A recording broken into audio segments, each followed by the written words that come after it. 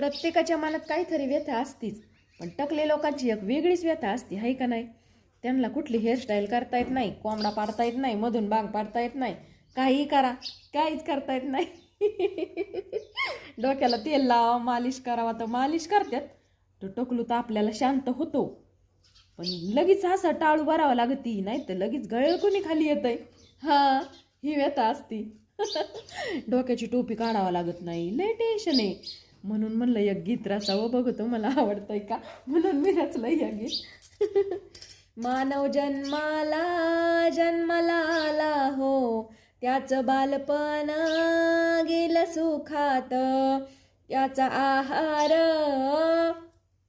दुधा तुपात, तरी पडलं हो कसं टक्कल, तरी पडलं हो कसं टक्कल, बालपणी होते जावळ, उडे कुरळे कुरळे कोवळ, तेव्हा वाटलं नाही काही, केस डोईवरती राही, काय करू मी आता शक्कल, कसं पडलं हो आमच्या ह्यांना टक्कल, तरुणपणात पाडायचं कोंबडा, आता माझाच झालाय चोंबडा, तरुणपणात पाडायचं कोंबडा, आता मीच झालंय चोंबडा, पोरी बघून केस उडवायचो, पोरी बघून केस उडवायचो, छान सोल्जर कट मी पाडायचो, तेल लावता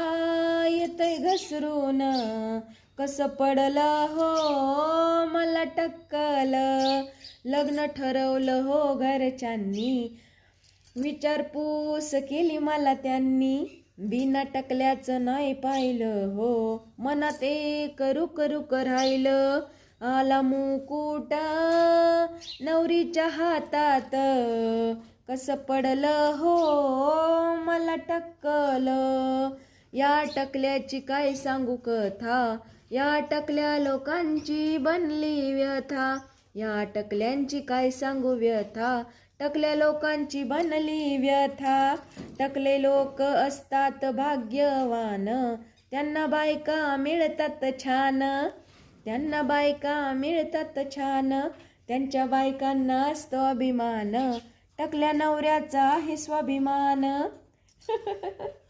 कशी वाटली माझी कविता? आवडली तर लाईक करा, सबस्क्राईब करा.